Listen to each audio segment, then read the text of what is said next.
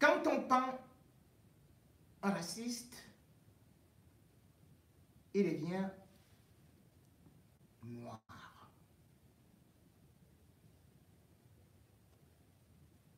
C'est un philosophe connu de tous qui a fini par le dire, Freud.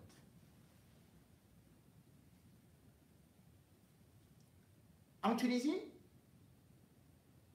les Noirs sont actuellement pourchassés comme des bêtes de sang.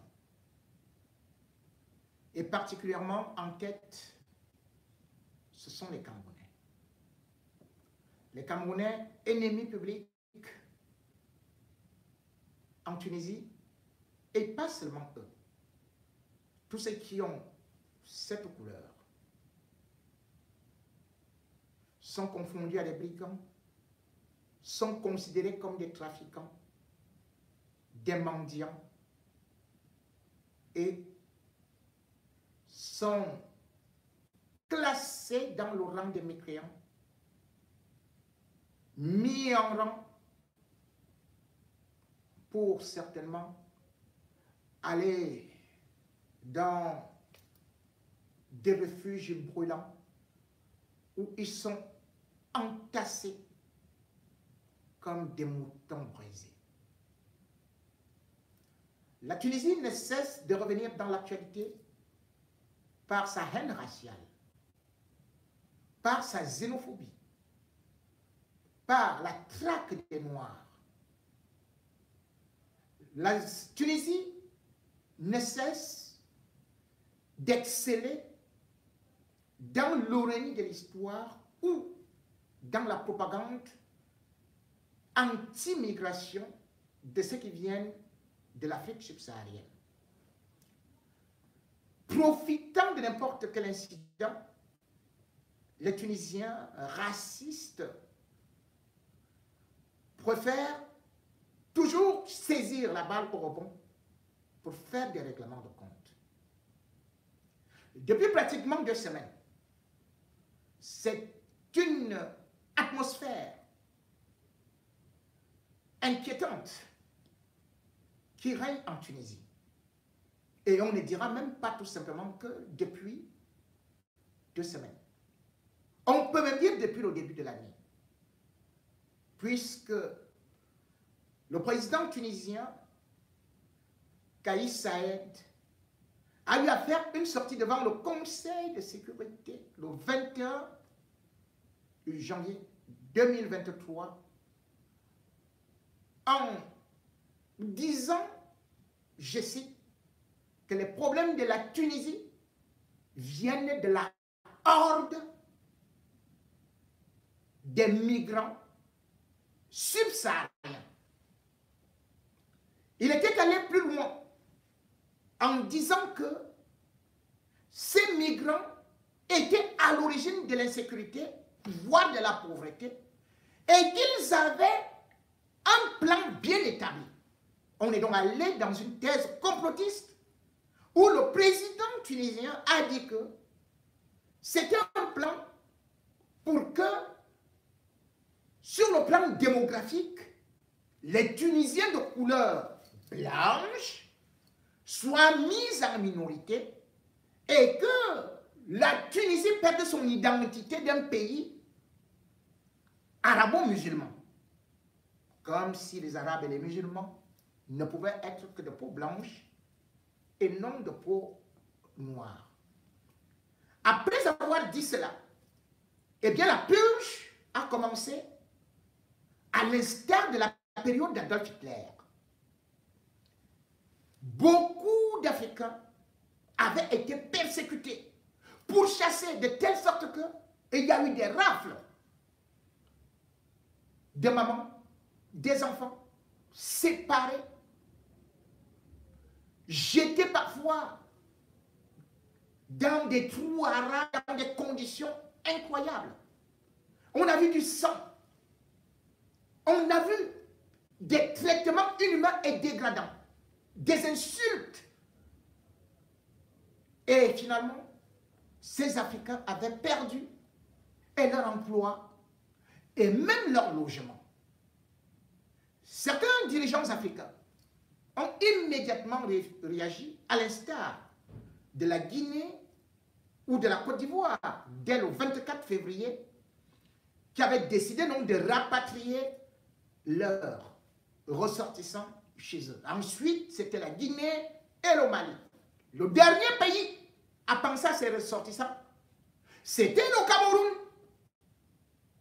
Les Camerounais erraient partout, puisque ce qui tient lieu d'ambassade, le consulat du Cameroun en Tunisie, ce n'est jamais ouvert. Le téléphone sonne en non-stop. Et celui qui est là-bas, sa présence est seulement dans les circuits, les Nganda, où il va avec les femmes. Et pour obtenir ne serait-ce qu'une carte consulaire, c'est un véritable parcours de combattants. Les Camerounais sont donc les plus maltraités de la Tunisie. Et pourtant, ils ne sont pas les plus nombreux. Puisque ceux, ou alors la communauté la plus grande en Tunisie, c'est celle ivoirienne qui se chiffra justement en janvier à 7000. Les Camerounais, quant à eux, même quand ils viennent, à part quelques fémanés, quelques personnes installées pour faire la vente du Nganda, dans les Nganda, eh bien, la plupart des Camerounais traversent souvent à Sfax pour aller en Italie. Et justement, depuis quelques semaines, il y a donc une véritable chasse à l'homme, pas seulement sur les routes, mais dans des réseaux sociaux, avec les hommes politiques et tout un parti politique qui exacerbe la haine, le tout soutenu par le président de la République. Et cela, ils disent justement donc qu'il faut vider les migrants subsahariens et les balancer certainement vers la frontière de la Libye. Enfin même, étant chez lui, un Camerounais qui n'avait jamais commis de délit, n'était pas connu des services de police, et qui plus est parti étudier là-bas, il a été poignardé par une horde de hooligans tunisiens. Eh bien, ça n'a pas fait d'effet. Bien au contraire, ça a motivé les autres, puisque les agresseurs n'ont jamais été arrêtés. Ils ont donc commencé à pourchasser la communauté camerounaise ou encore d'autres Africains en venant à Sfax où justement il y en a une bonne quantité restant au-dessous des immeubles pour insulter, pour les piéger et pour demander leur restitution. Ce que d'ailleurs beaucoup ont subi puisque certains ont perdu leur emploi, d'autres ont été jetés dehors sans préavis. Et d'autres même, c'est ainsi que des Camerounais ont encore été agressés. Et en réplique, un aurait poignardé lui aussi un Tunisien. Ce Tunisien est donc mort, à fleur de l'âge lui également, parce qu'il était né en 1982. Il est mort le 3 juillet. Lundi. À peine est-il mort que c'est un député qui a filmé et lancé la fatwa sur la communauté camerounaise. Il a montré le sang, il a montré la dépouille et hop, tout est reparti. Et bien sûr, ceux qui font partie d'un groupe qu'on appelle Sky Trottoir ont commencé à balancer sur des réseaux sociaux que le jour justement de ces funérailles, c'est-à-dire mardi, qu'ils allaient venger le Tunisien en égorgeant, en assassinant tout Camerounais qu'ils pouvaient trouver et tout Noir qui devait être devant eux. C'est ainsi que pratiquement les nuits, comme à l'époque d'Hitler, les nuits de purge ont été lancées. La situation est très préoccupante, sauf que nos dirigeants ne disent rien. Parce que les Camerounais ne savent plus où aller, où se réfugier. Les Africains sont arrêtés, entassés. Non seulement ils sont fouettés avec des gourdins, mais piétinés, insultés. On fait pipi sur eux. Ils sont couchés par terre. D'autres sont pratiquement arrêtés et on ne sait pas là où on les amène. S'ils sont tués ou s'ils sont enfermés.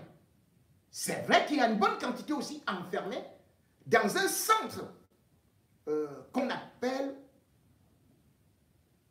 Wadiar. Wadiar, voilà, c'est ça. Combien sont-ils? Les bébés sont séparés de leur maman. Les hommes sont séparés de leur épouse. Qu'on soit étudiant, qu'on soit commerçant, qu'on soit simple employé, eh bien, on subit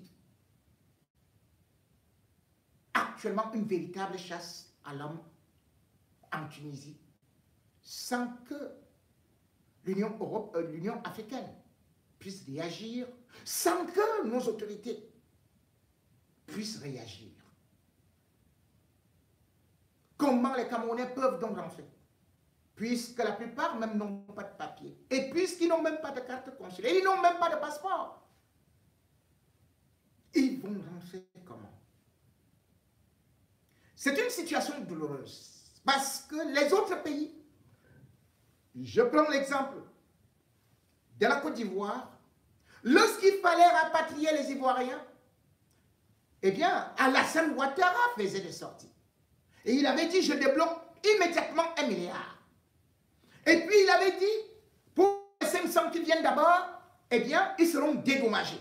Et on saura comment les réencadrer, les intégrer. Et du coup, les Ivoiriens pouvaient rentrer chez eux, fiers d'être défendus et surtout fiers d'être accueillis par le vrai père de la nation. Où est donc Paul Biya? Où est donc le ministre des Affaires étrangères Mbela Mbela? Où est donc l'ambassadeur du Cameroun? Où est le consul? Rien. Voilà donc le Cameroun qui cherche toujours à aller récupérer les Mbappé à gauche et à droite, s'en fout pratiquement de ce que les Camerounais peuvent subir à l'étranger. Ils sont aujourd'hui indexés comme les ennemis numéro 1 à abattre. Mais au-delà de ça, on devrait aussi voir cette politique qui fait que les Africains, bien évidemment, ne puissent pas avoir une certaine solidarité. Comment comprendre que un seul pays comme la Tunisie humilie tous les Noirs? Comment? Comment comprendre ça? En fait, la Tunisie a toujours fait du mal à l'Afrique noire. La traite transsaharienne, l'esclavage, c'est la Tunisie qui était la plaque tournante. La Tunisie venait arrêter les Africains pour aller avec eux là-bas, les Noirs, travailler dans des champs, cultiver des dattes, être des... ceux-là qui sont pour des tâches ménagères. On parle de l'esclavage de l'Occident. Mais la Tunisie a aussi fait plus mal même que l'Occident, aux Noirs.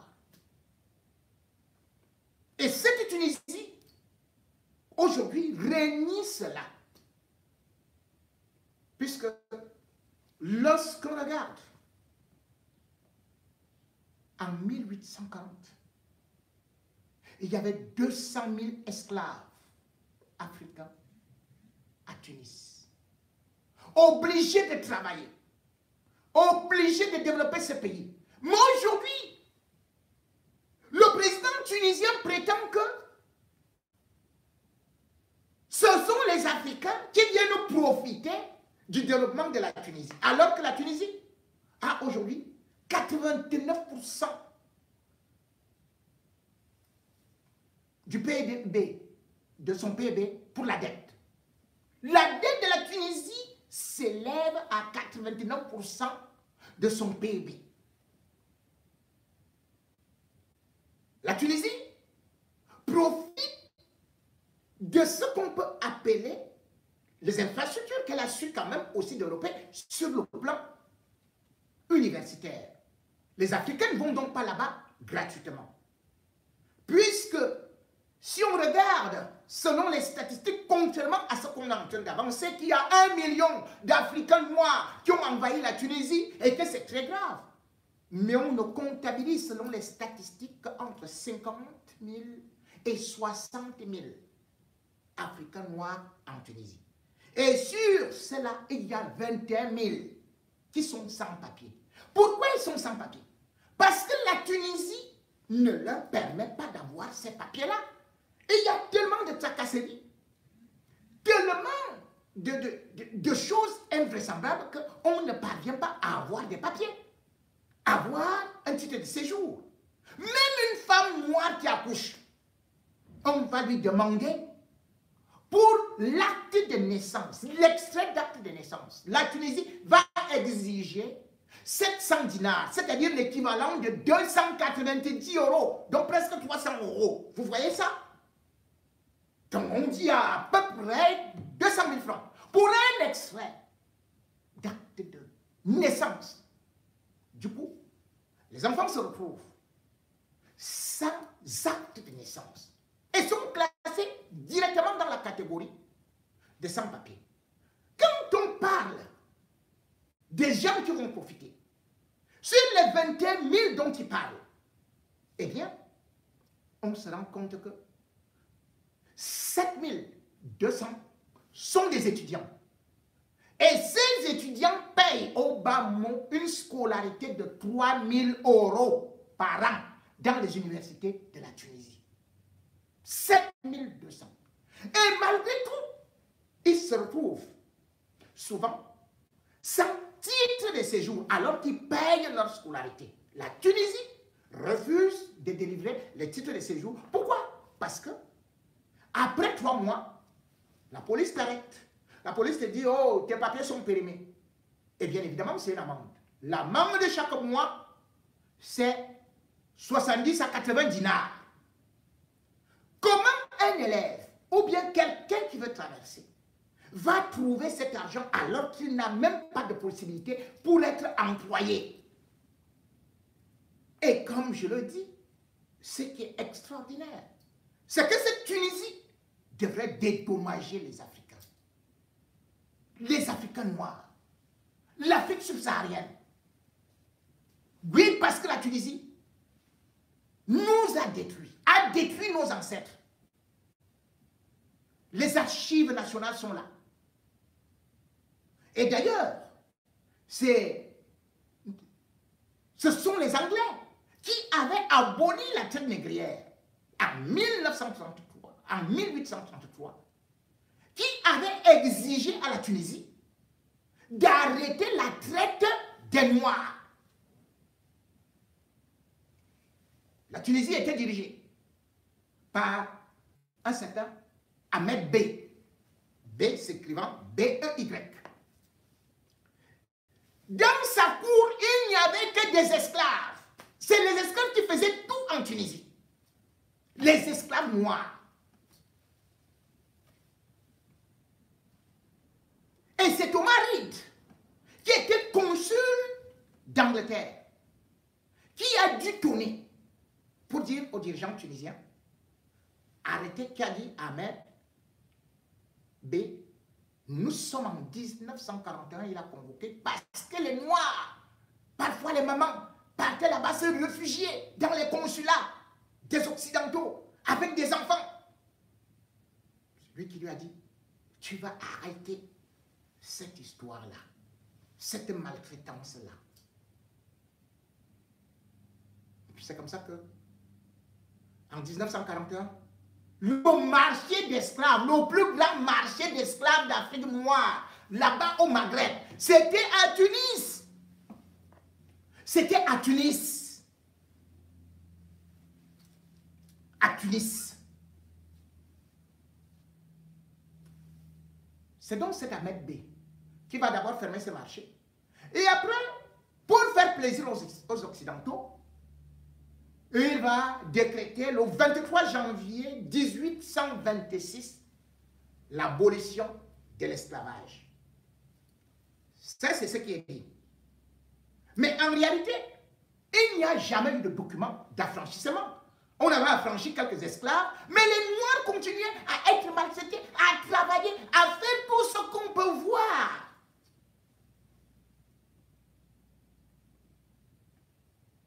En 1957, Ahmed B meurt. Et il laisse le trône, il laisse le pouvoir à son cousin, qui était Mohamed B. Celui-là revient, il rétablit officiellement l'esclavage.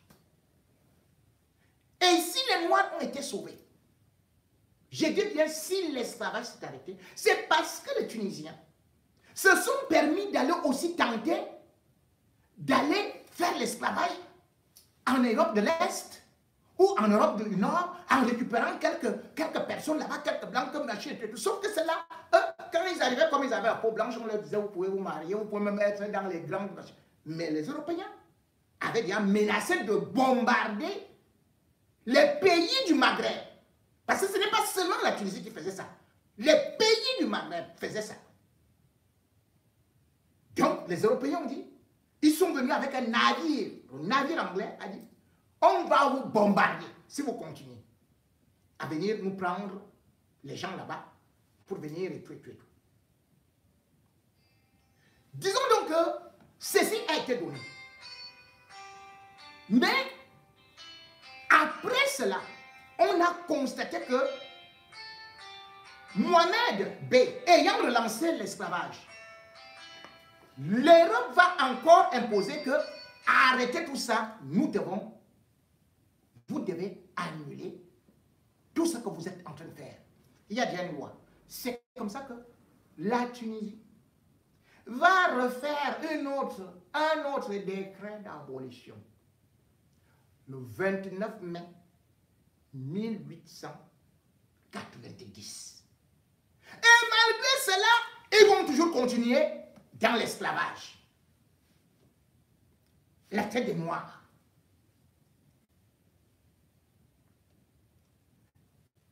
Curieusement, la même Tunisie, qui a été l'un des derniers pays à accepter l'abolition de l'esclavage, s'est contenté, je crois qu'en 2019, avec l'ancien président, on a dit, oh voilà, c'est magnifique, nous allons célébrer aujourd'hui, nous allons commémorer après 126 ans, la Tunisie, pays des droits de l'homme, le pays qui a aboli l'esclavage 2 ans avant la France. Tiens. Il le dit.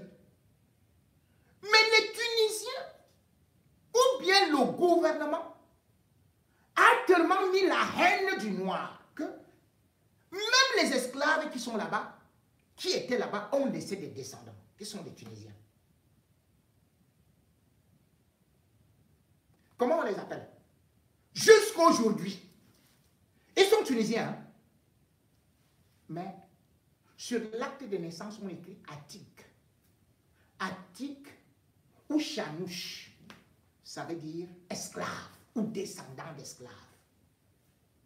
Il y a même eu une loi en 2018 qui leur dit que vous ne pouvez pas mettre ça sur des autres Tunisiens. La loi a accepté ça. Mais ça continue à exister. Donc même envers les Noirs tunisiens qui sont là-bas, ils subissent le racisme.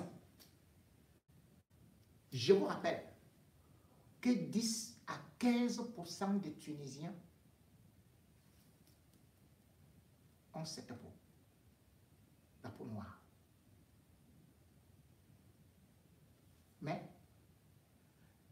considérés comme des êtres humains. Parce que les Tunisiens, pour eux, non, leur pays est le plus beau du monde. Mais cependant, quand ils arrivent en France, quand ils arrivent en Allemagne, ils sont les premiers à crier que « Oh, les Blancs sont racistes. Oh, les Blancs nous ont fait ceci. Oh, les Blancs ne savent pas accueillir les gens. » Ils se plaignent que leur pays est envahi. Parce qu'en fait, quand les Africains quittent, les Africains subsahariens quittent leur pays, ce n'est pas pour aller s'installer en Tunisie. Autre 2% s'installent. Mais les autres doivent traverser à 2 h du matin par des bateaux gonflables où d'ailleurs ils vont mourir beaucoup. À Sfax, ils habitent les petits bungalows sans pour autant oublier qu'ils sont victimes de raquettes et tout ce qui peut arriver. C'est même encore des Tunisiens qui organisent ce trafic-là. Et maintenant, les Tunisiens eux-mêmes, qui veulent nous présenter leur pays comme le paradis. Je vous prends un seul exemple. L'année dernière, 18 000 Tunisiens sont partis de leur pays pour l'Italie. Là-bas en Italie, on ne dit pas qu'ils sont en train d'envahir un pays. Et on vous dit que tous les subsahariens, depuis des années, on comptabilise que c'est 21 000. Et on vous dit qu'en une seule année, la Tunisie a déversé 18 000 sans-papiers en Italie, donc en Europe. Et la Tunisie se plaint des traitements des Européens. Tous les Européens racistes. Chez eux, ils sont des Blancs. Quand ils arrivent de l'autre côté, ils trouvent que ce sont les Italiens qui sont des Blancs. Et les maltraitent.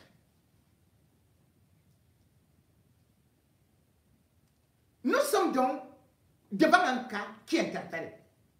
D'autant plus que le comité des Nations Unies pour l'élimination des discriminations raciales, le CERD en abrégé, a déjà en avril 2023 lancé un avertissement à la Tunisie en rappelant aux autorités que la Tunisie a eu à souscrire, ou a eu plutôt à signer des accords internationaux. Et que c'est très dangereux, ce que la Tunisie est en train de faire comme promotion de la haine raciale, des discriminations. Mais malheureusement, les autorités ne prennent pas ça au sérieux. Même la Banque mondiale a refusé dernièrement d'accorder à la Tunisie 1,9 milliard de dollars de prêts. En demandant aux autorités tunisiennes de pouvoir respecter le droit des migrants. Quand on est migrant, même sans papier, on a des droits. Les droits humains existent.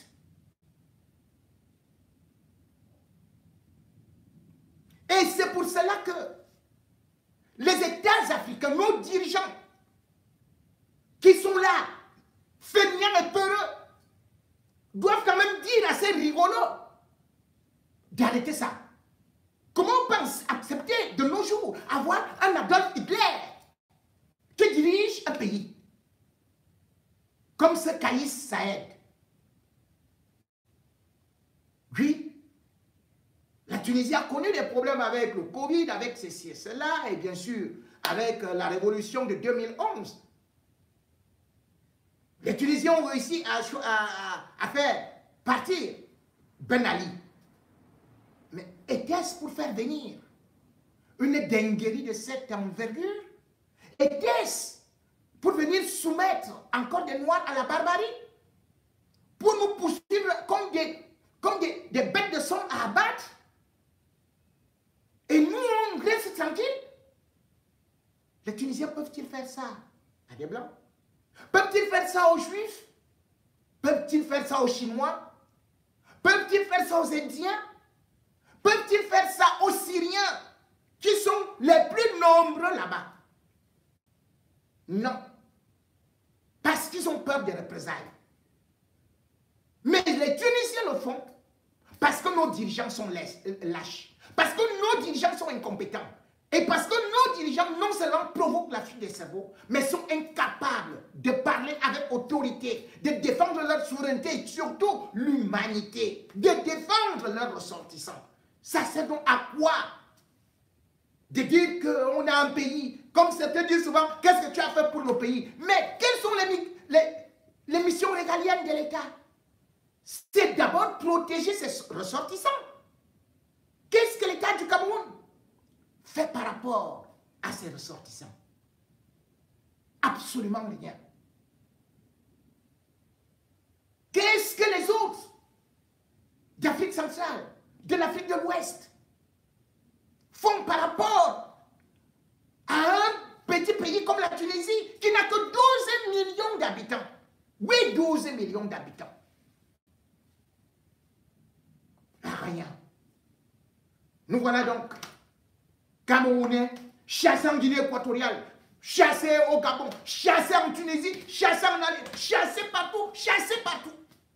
Et après on vient là devant Facebook. Le continent galaxie, le continent galaxie. Votre continent c'est où? Sans domicile fixe, sans continent, sans pays, sans défense, ni rien. À dire seulement à chanter des trucs. Oh, pour aller à notre père, il a un chisso, allez alors la basse, allez parler là-bas. Vous êtes content? Quand le président se repose en Suisse, quand il s'agit de quelqu'un qui meurt ailleurs, Paul Biya envoie vite les condoléances. Quand les Camerounais meurent, même pas un jour de deuil national. Quand les Camerounais sont torturés quelque part, même pas une lettre du ministère des Affaires étrangères, même pas une réaction de la présidence de la République. Et vous êtes content qu'ils se reposent en Suisse, qu'ils mangent l'argent, et vous mangez du piment au pays, mangez du piment, ou buvez de l'eau rouge. Encore que, si ça peut même venir des robinets à partir de 2 h du matin. Vous êtes content que vous êtes dans l'obscurité. Le voilà. Je crois que pendant que je suis en direct là, on m'annonce qu'il y a des coupures d'électricité. Oula, c'est à Mimboman. Oula, enfin. Ah oui, aussi à Bafoussam, coupure d'électricité. Et il y a aussi coupure d'électricité. Ouais, applaudissez Paul Biya. Lui, il est à hôtel intercontinental. Restez là-bas. Et c'est comme ça que les loups tuent. Aucune protection, ni rien. Continuons. Émergence en 2035. Mais le comble, c'est que les mêmes gens qui disent que le pays est beau, eux tous, ils cherchent à fuir le pays. Mais ils ne parviennent même plus puisqu'il y a le piège. Mbargangale dit que vous tous vous avez double identité, triple identité. Donc, il ne sait plus comment vous donner même les cas d'identité. Donc vous là, vous dites même que c'est quel pays galaxie ça? Planète galaxie. Bon, continent. Un continent qui est chassé du continent. Votre continent là, c'est où? C'est en Tunisie? Là où on est en train de chasser vos frères là, vos soeurs là. Ayez parfois honte. Et comprenez que ce ne sont pas les slogans creux qui vont faire que vous soyez respectés dans le monde entier. Le Camerounais était respecté dans le monde entier parce que le Camerounais, c'était la prestance. Le Camerounais, c'était l'intellectuel. Le Camerounais venait d'un pays qui avait des compagnies de transport aérien, qui avait le plein emploi, qui avait des hôpitaux, qui avait des écoles. Les autres venaient étudier au Cameroun. Aujourd'hui, étudier à l'université de Ngouakere où il n'y a même pas de toilettes, ou encore dans des salles de moutons et de cabris à soie. Ça donne quoi? Les Camerounais sont obligés d'aller à l'étranger. Voilà la réalité. Si le Cameroun était beau, qu'est-ce qu'on irait faire en Tunisie, bon Dieu, bon sang? Qu'est-ce qu'on irait faire au Tchad, au Gabon, en Guinée équatoriale, bon Dieu de bon sang? Qu'est-ce qu'on irait à travers le monde entier? Si le Cameroun était si beau, comment se trouve-t-il que les Camerounais les plus populaires au monde se trouvent plutôt à l'étranger? Comme Mbappé, comme Yannick Noah. Posez-vous des questions. Qu'est-ce que mon pays a fait pour moi? Parce que le pays garantit l'éducation, le pays garantit l'emploi, le pays garantit la sécurité. Ce n'est pas quelqu'un qui va dire qu'un individu s'élève là, il va dire je vais bitumer les routes. Ce n'est pas un individu qui va dire que je vais construire une société d'eau pour donner de l'eau à tout le monde. Ce n'est pas moi, J.P. Domingo, étant dans la diaspora. Avec mon petit salaire, que vous allez dire que je dois sauver 19 000 familles. Que vous allez attendre au lieu de demander qu'est-ce que l'argent de votre pétrole, du diamant, du phosphate, du manganèse, du cobalt, du nickel va. Où va cet argent? À quoi sert cet argent? Parce que ces matières premières nous appartiennent tous. Est-ce que la Tunisie a plus de matières premières que nous? Non. Est-ce que la Tunisie a plus d'intellectuels que nous? Non. Mais dans les plateaux du dimanche, c'est là où on voit les intellectuels camerounais avec des fausses vestes tordues. Pour dire oui, nous sommes là pour faire ceci et cela. Nous analysons la politique du renouveau. Mais en fait, qu'est-ce qu'on vaut à l'étranger, aux yeux des autres, qui voient nos votes, qui voient notre vieux président, incapable de changer de gouvernement, qui voient comment est-ce que nous sommes impuissants devant des Équato-Guinéens, devant des Gabonais, devant des Algériens, devant les Libyens, devant les Tunisiens. Nous ne sommes rien à cause de nos dirigeants.